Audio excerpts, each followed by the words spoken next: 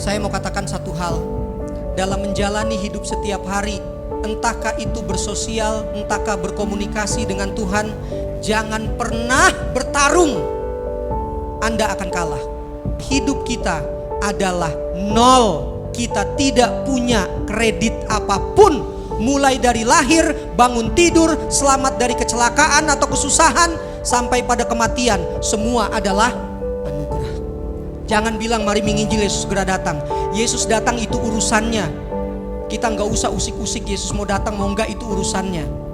Urusan kita adalah apakah hidup kita mempunyai komunikasi yang baik dengan Tuhan, lalu akan terlihat di dalam penginjilan kita untuk membawa orang bukan menjadi anggota satu gereja, tetapi menjadi anak Tuhan.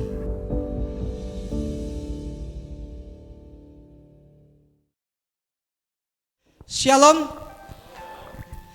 Yang berbahagia angkat tangan dan lambaikan tangan Anda. Luar biasa. Ada beberapa tema yang diberikan kepada saya melalui Ibu Rosella. Dan dari beberapa tema itu ada satu yang menarik perhatian saya. Dan saya ingin bagikan kepada kita semua pada pagi hari ini. Ya, ini dia. Saya ambil nomor 9. Tema ini sangat menarik perhatian untuk saya bagikan kepada kita semua pada pagi hari ini. Temanya membangun hubungan pribadi yang efektif dengan Tuhan. Karena dari semua tema yang diberikan, saya pribadi melihat bahwa tema ini merupakan tema dasar. Dan tema-tema yang lain dari nomor 1 kecuali nomor 9 sampai nomor 12 atau 13 itu Bu ya. Saya pribadi melihatnya adalah sebuah pengembangan. Nah, inilah yang akan saya bagikan kepada kita semua pada pagi hari ini. Next. Saya mengambil judul lebih dari pemenang. Apa hubungannya membangun hubungan yang efektif dengan Tuhan dengan judul khotbah pada siang hari ini atau pagi hari ini, lebih dari pemenang. Next. Saya ambil dari 1 Korintus. Tidak tahukah kamu, 1 Korintus berapa itu ya? 2 ya? Ayat 24. Bahwa dalam gelanggang pertandingan semua peserta turut berlari, tetapi bahwa hanya satu orang saja yang mendapat hadiah. Karena itu larilah begitu rupa sehingga kamu memperolehnya.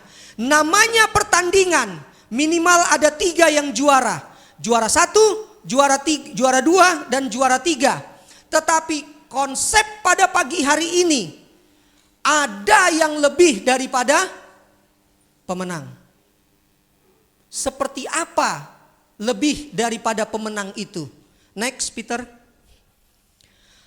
Ada seorang yang namanya Derek Redmond. Dia adalah pelari pemegang rekor 400 meter dari Inggris. Ini orangnya. Kami sama-sama ganteng ya. Oke, dia mempunyai satu kisah nyata. Pada Olimpiade musim panas di Barcelona Agustus tahun 1992. Next.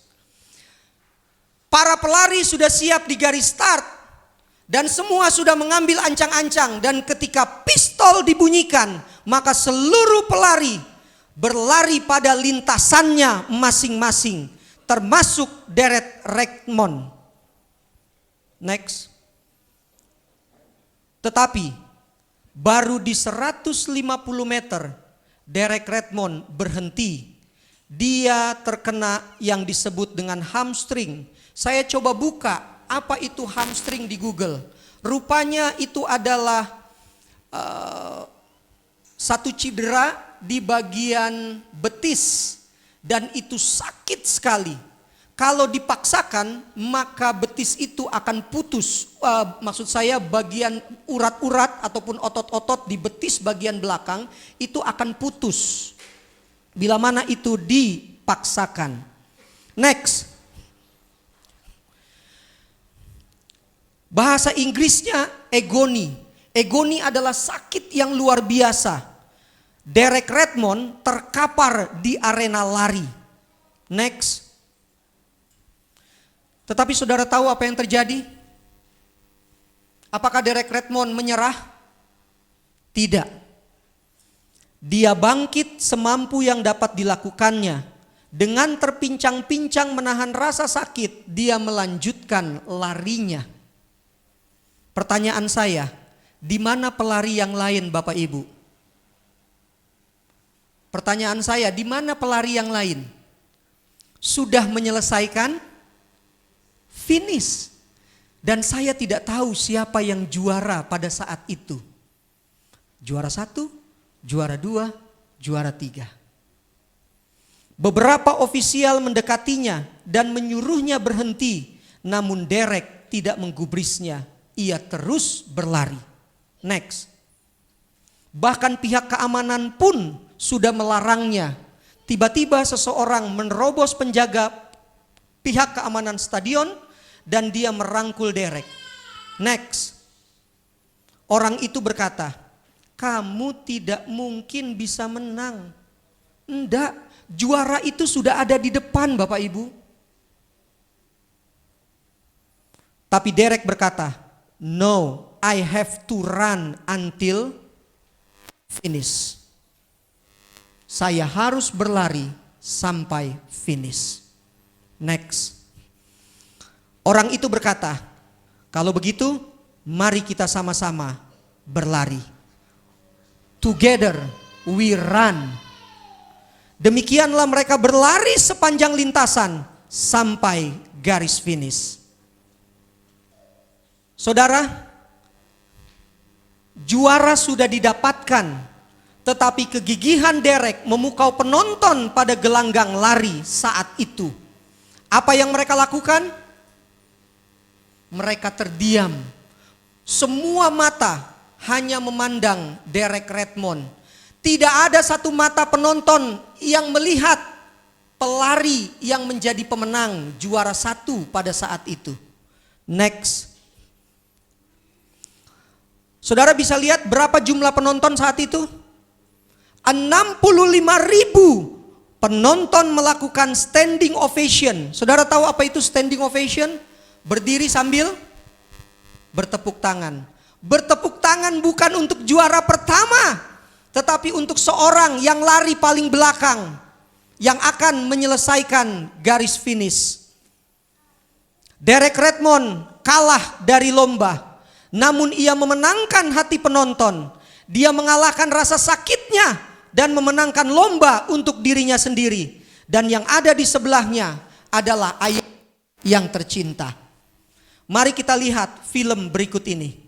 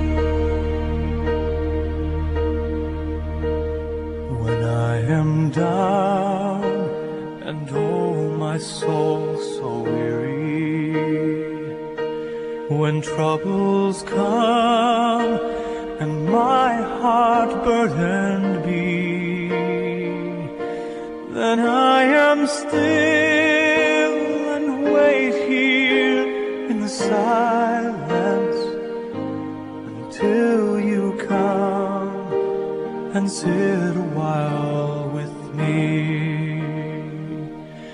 You raise me up so I can stand on mountains. You raise me up to walk on stormy seas. I am strong when I am on your shoulders. You raise me up to more than I can be.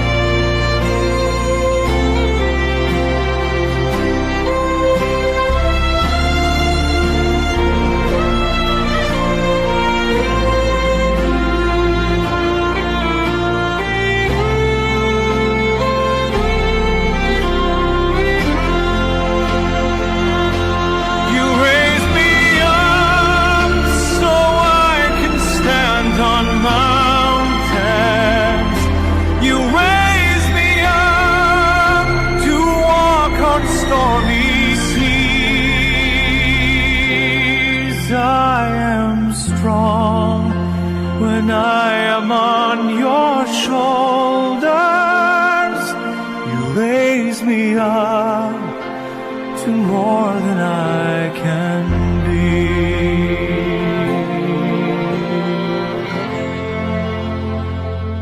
You raise me up so I can stand on mountains.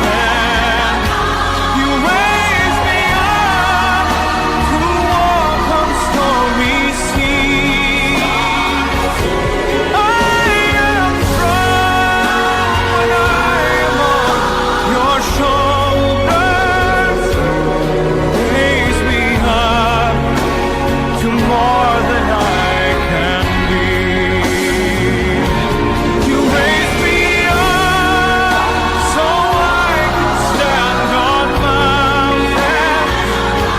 You raise me up to walk on stormy seas. I am strong when I am on your shoulders. You raise me up to more than I can be.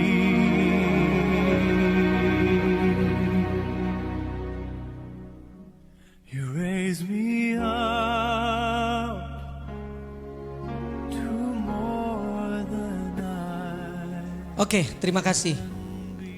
Luar biasa. Derek Redmond memang kalah. Dia bukan pemenang. He is not the winner. But he is the more than winner. Dia lebih daripada pemenang. Dia menyelesaikan tugasnya sampai selesai. Dan ada satu orang yang membantunya. Siapa? Bapaknya. Next. Kembali ke slide sebelumnya. Roma 8 ayat 28. Bapak Ibu, saya mau katakan satu hal. Dalam menjalani hidup setiap hari, entahkah itu bersosial, entahkah berkomunikasi dengan Tuhan, jangan pernah bertarung. Anda akan kalah. Saya ulangi, jangan pernah bertarung. Kekuatan kita tidak dapat mengalahkan kehidupan ini. Belajarlah daripada Yakub di tepi sungai Yabok. Dia merasa bahwa yang ada di depannya adalah musuh.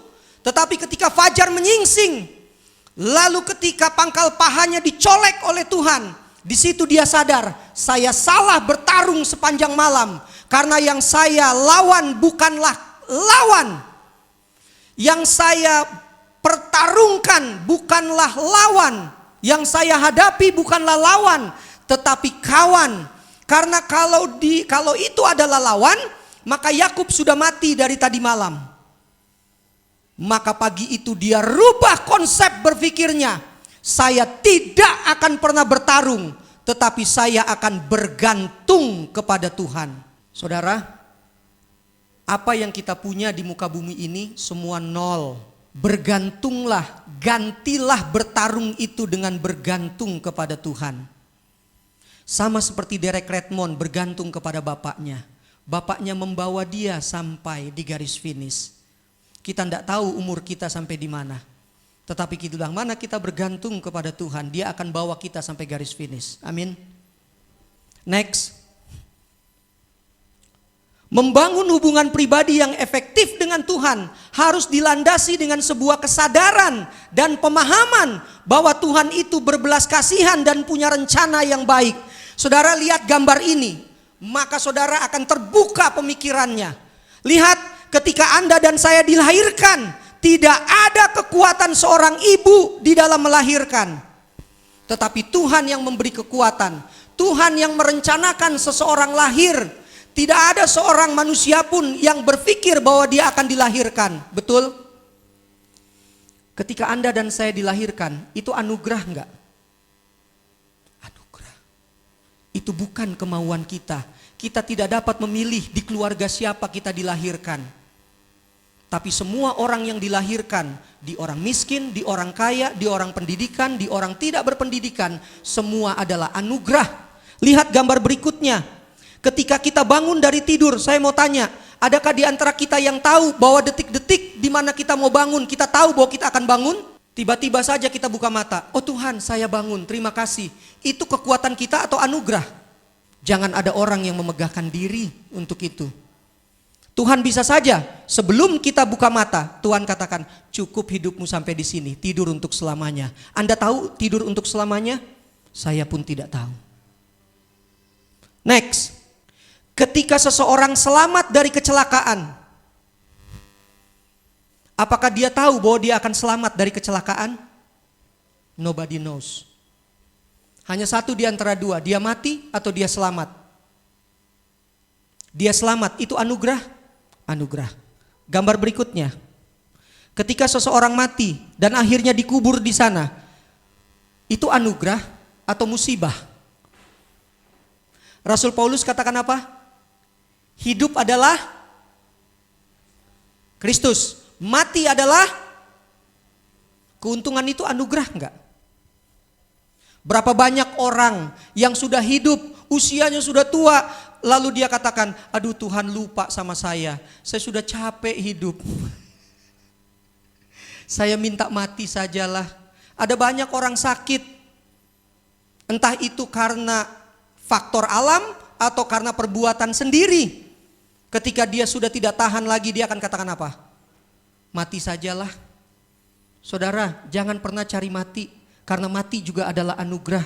Kecuali cari mati, itu salah sendiri. Saya memberikan 4 gambar ini membuka wawasan kita bahwa hidup kita adalah nol. Kita tidak punya kredit apapun, mulai dari lahir, bangun tidur, selamat dari kecelakaan atau kesusahan, sampai pada kematian. Semua adalah anugerah. Apa yang Yesus katakan kepada orang kaya? Hai orang kaya, malam ini hidupmu akan diambil. Itu bisa terjadi kepada Anda dan saya. Tuhan kasih berkat melalui materi, pertanggungjawabkan kepada Tuhan. Karena itu titipan. Nyawa pun titipan. Kapan-kapan Tuhan ambil, betul? Itulah sebabnya orang lagi makan, mati. Orang lagi berlari, mati. Orang lagi jalan, mati. Itu urusan Tuhan. Semua adalah anugerah. Ini semua membuka wawasan kita untuk melihat bahwa kita setiap waktu, setiap saat, oleh siapapun, kapanpun dan dimanapun, selalu berkomunikasi dengan Tuhan. Kapanpun, dimanapun, dan oleh siapapun. Betul, Matius mengatakan kalau engkau ingin berkomunikasi masuk ke dalam kamarmu, itu betul. Tetapi itu hanya soal tempat dan waktu. Anda sedang di pasar, Anda bisa berdoa tanpa orang lain tahu. Saya sedang di atas motor, saya bisa berdoa dengan Tuhan, berkomunikasi. Terima kasih Tuhan, kita masih sehat. Amin. Next, membangun sebuah hubungan yang efektif dengan Tuhan oleh karena Tuhan lebih dahulu mengasihi kita. Karena Allah lebih dahulu mengasihi kita. Itulah sebabnya kita mengasihi sesama kita. Kita mengasihi diri sendiri. Saudara, jangan pernah lupa.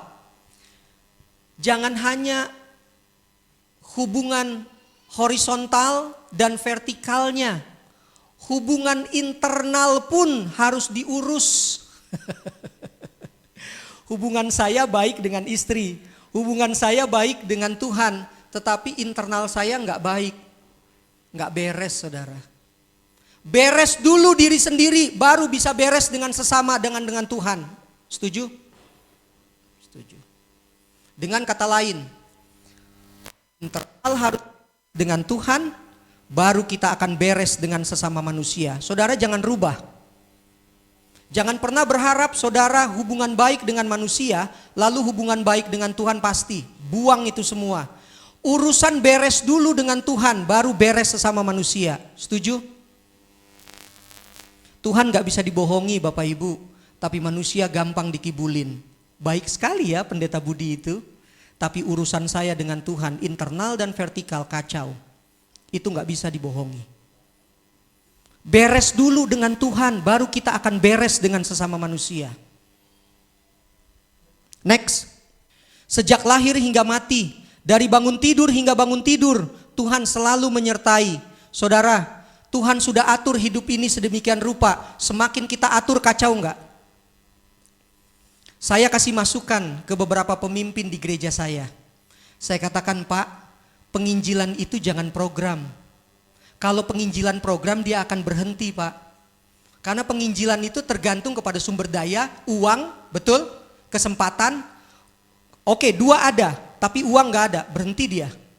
Oke, uang ada, kesempatan ada, tapi sumber daya enggak ada. Lalu bagaimana? Pak, yang namanya menginjil itu budaya hidup, Pak. Selama hayat di kandung badan. Itulah yang akan dilihat oleh semua manusia, apakah Kristus ada di dalam hidup kita.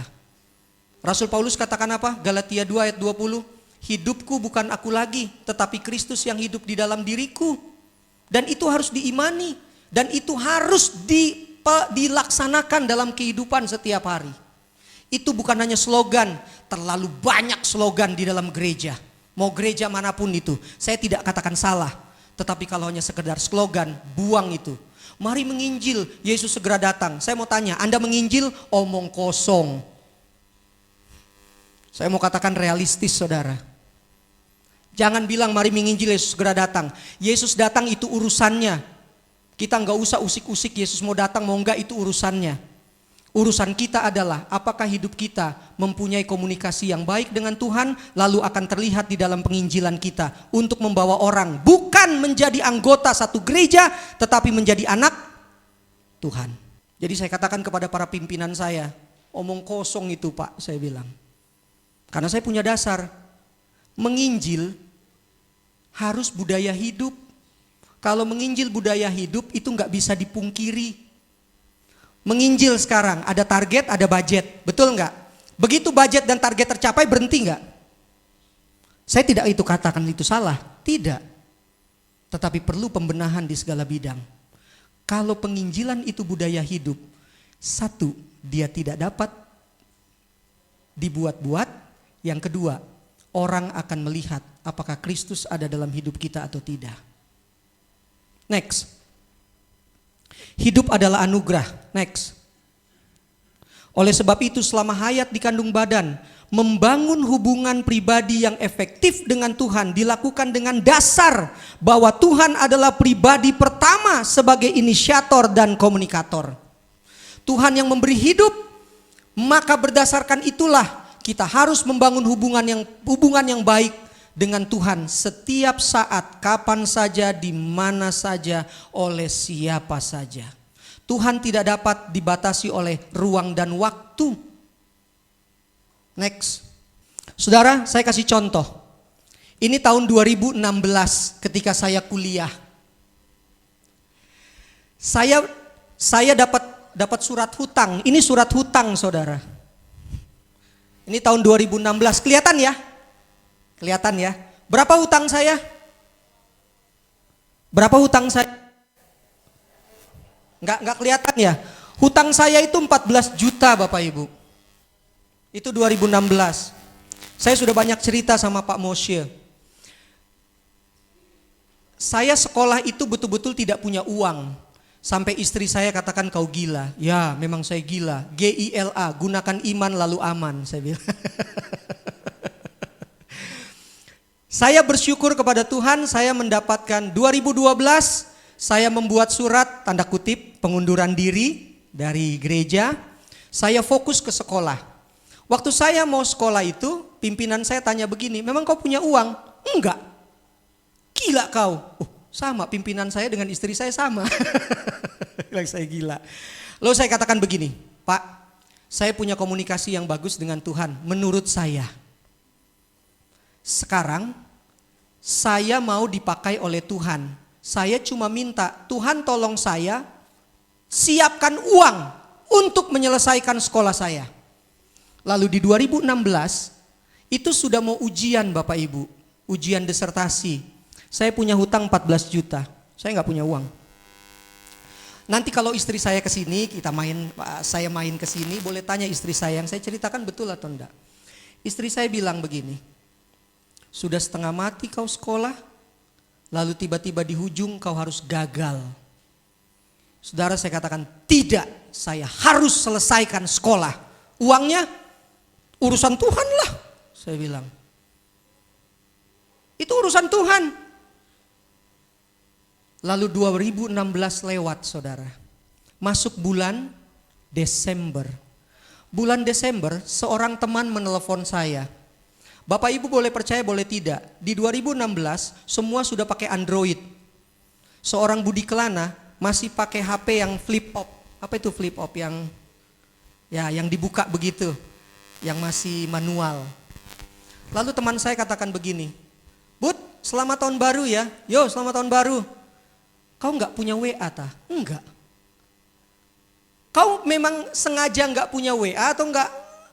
Atau memang tidak mau beli? Memang saya nggak punya uang. Memang saya nggak punya uang. Saudara tahu? Dia kirim sama saya 1,5 juta. Lalu dia katakan begini, saya kirim sekarang 1,5 juta, kau pergi ke BEC, Bandung Electronic Mall, lalu kau beli Android seharga 1,5 juta, dengan Android itulah kita WA-an. Itu bukti bahwa uang saya yang saya berikan sama kamu, kau pakai dengan benar. Saya belilah Android, saudara, 1,5 juta. Lalu saya mulai belajar. Saudara bayangkan di 2016 saya baru belajar itu WA. Karena saya orang yang paling gak mau ribet. Inti komunikasi kan HP-nya mau secanggih apapun yang penting bisa komunikasi kan. Hanya itu kok intinya. WA sampai, SMS sampai, hanya itu kok, sangat sederhana. Yang lain fitur-fitur yang lain hanya tambahan kok itu. Saudara tahu, Desember itu saya tidak pernah tahu bahwa itu adalah rencana Tuhan. Memakai seorang teman, memberikan saya 1,5 juta untuk saya membeli HP. Lalu apa urusannya dengan hutang ini? Next. Saudara tahu apa yang terjadi? Saya tidak pernah menyangka bahwa HP yang saya beli diundi dan saya memenangkan 1 buah motor.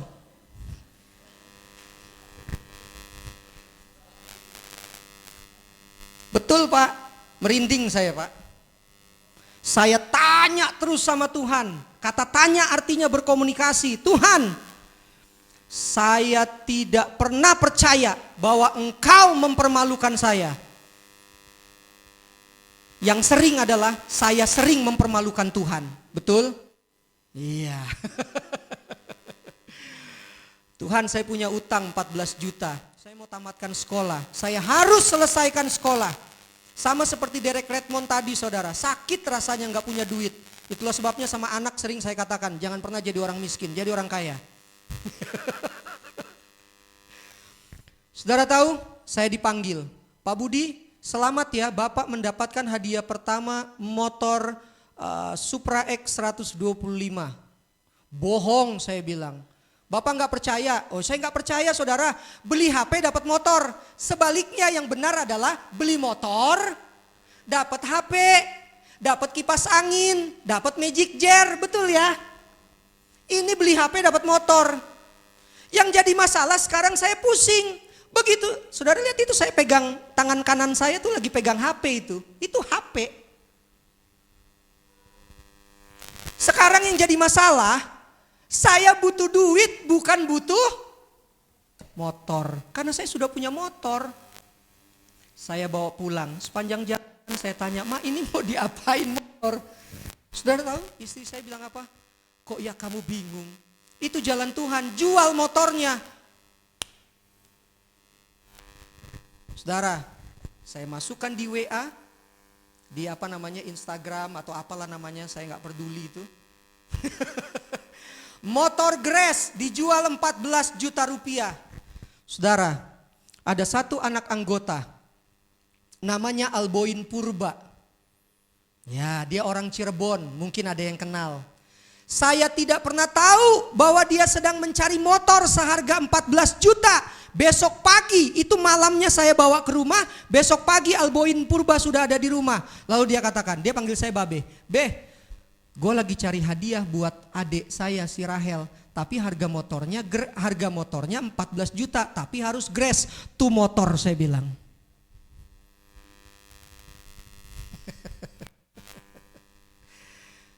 Saudara, Tuhan buat jalan yang tidak pernah masuk akal. Saya sudah katakan tadi, dalam hidup jangan pernah bertarung, Anda akan kalah. Setan tahu trik-trik dan teknik-teknik menjatuhkan kita. Belajar dari Yakub, stop bertarung, tetapi sekarang Next. Saya jalani hidup ini dengan penyerahan penuh kepada Tuhan. Sampai satu saat ada seorang bapak, saya tidak tahu kenapa Tuhan pertemukan saya dengan bapak ini. Dia adalah ketua dewan pembina satu yayasan. Namanya Yayasan Gerbang Pengharapan. Awalnya begini, saya sudah dapat pendidikan, lalu saya tanya, Tuhan, karunia saya tuh cuma satu, mengajar. Orang banyak bilang kalau saya mengajar itu mudah dimengerti. Lalu saya bargain dengan Tuhan.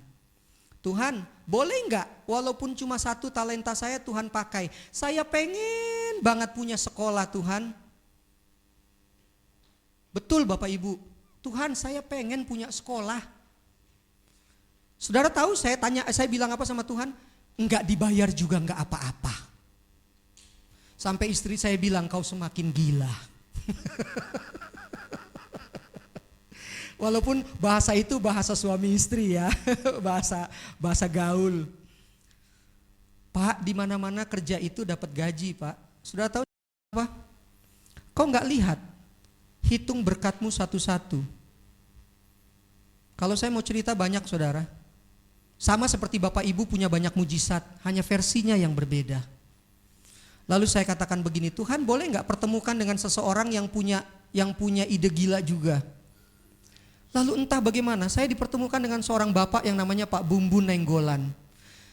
Saya singkatkan, ketika saya ketemu dengan bapak ini, dia dari Gebis, Gereja Bethel Indonesia Sepenuh. Lalu dia katakan begini, Pak Budi, saya punya cita-cita loh, mau punya sekolah tapi nggak ada yang pegang. Saya Pak yang pegang, saya bilang. Saya punya cita-cita mau mengajar, tapi nggak punya duit.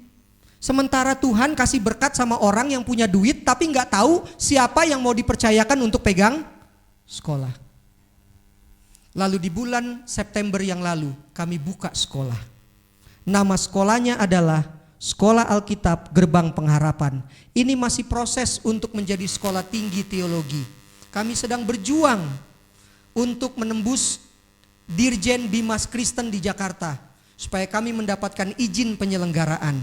Bila mana izin penyelenggaraan itu keluar, maka kami akan merubah nama sekolah itu menjadi STT. Dan kalau sudah menjadi STT, maka seluruh mahasiswa yang ada layak dan berhak untuk mendapatkan ijazah negara resmi, saudara.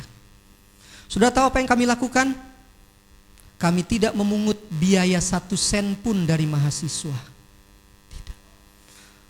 Lalu dosen-dosen yang lain bilang, Pak Budi, lah kami dibayar bagaimana? Tanya sama Tuhanmu itu bagaimana cara membayar. Lah wong saya aja nggak dibayar, saya bilang. Saudara boleh percaya boleh tidak, 1 sen pun saya tidak dibayar. Tapi saya lakukan semua dengan hati yang senang, dengan hati yang bersuka cita. Dan berkat Tuhan itu luar biasa. Next. Ya, next. Saya tutup dengan satu film, di mana film ini akan memperlihatkan hubungan yang luar biasa antara seorang anak dengan bapak. Begitulah seharusnya hubungan kita dengan Tuhan, dengan Bapa Sorgawi. Kita lemah, kita tidak mampu, kita cacat, tetapi bila mana kita punya komunikasi yang baik dengan Tuhan, Tuhan akan memberikan berkat-berkat itu melimpah sampai kita akan katakan, Tuhan rasanya cukup deh. Tetapi kalau Tuhan berikan berkat, terimalah itu dengan bersuka cita. Mari kita lihat film berikut ini.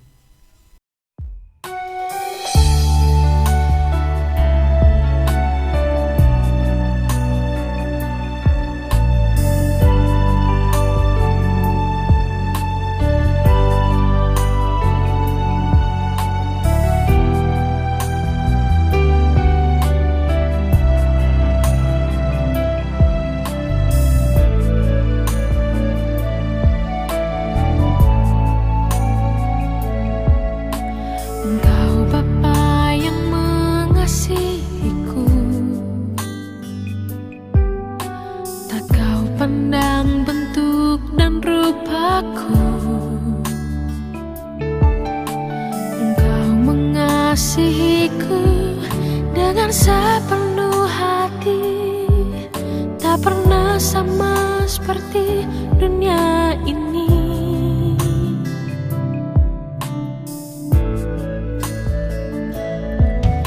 Engkau Bapa yang mengajariku melewati badai langit biru. Kau yang buatku terbang bagaikan raja wali, mengatasi segala pencobaan. Kau Bapa-Ku yang baik, mengerti bahasa tetesan air mata. Tak Kau biarkan ku berjalan sendirian, sebab Kau Bapa-Ku yang baik. Kau Bapa-Ku yang baik, mengerti bahasa tetesan air mata. Tak Kau biarkan ku berjalan sendirian, sebab Kau Bapa-Ku yang baik. Engkau sungguh baik.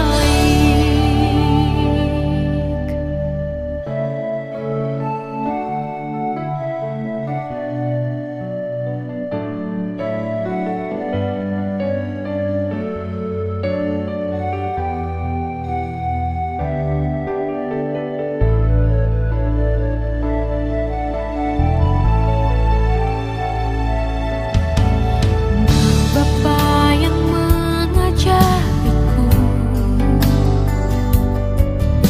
melewati badai langit biru. Kau yang buatku terbang bagaikan raja wali, mengatasi segala pencobaan.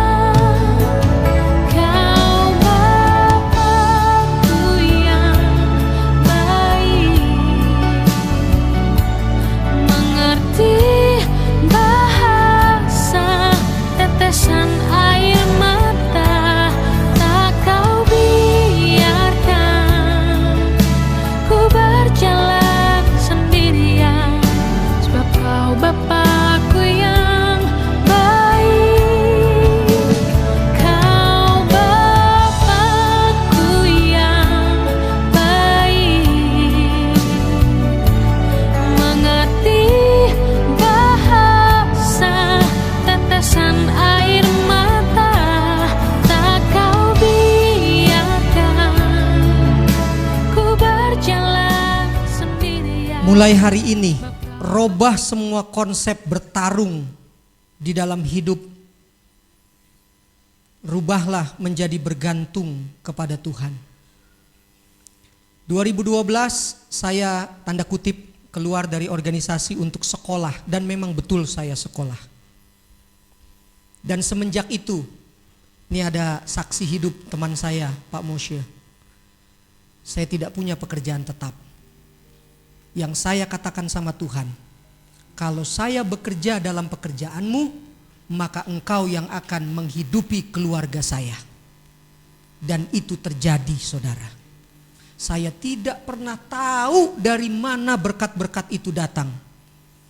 Ketika anak saya berkata, Pak besok mau ujian, Pak besok mau mendaftar, Pak besok mau gini. Saya bilang tenang saja. God provide, saya katakan. Jehovah Jireh. Dan anak saya geleng-geleng kepala. Bapak dapat duit dari mana? Bapak dapat berkat dari mana? Jangan tanya Bapak. Tanya sama siapa? Sama Tuhan.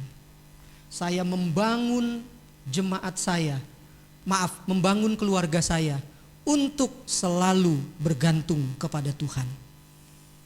Saya tidak pernah sakit Kenapa saya katakan demikian? Selama saya di organisasi, tiap bulan saya sakit saudara, stres. Di mana si Budi? Di rumah sakit. Tetapi akhirnya saya mengerti selama 15 tahun ada yang salah dengan saya. Saya bergantung kepada lembaga, saya bergantung kepada seseorang dalam arti manusia. Tetapi ketika saya rubah bergantung kepada Tuhan, semua indah Bu. Saya betul-betul melihat Tuhan maha besar, lebih besar dari pergumulan yang kami hadapi. Pengalaman ini saya ingin bagikan kepada kita semua sebagai sebuah penegasan bahwa bergantung kepada Tuhan lebih dari pemenang.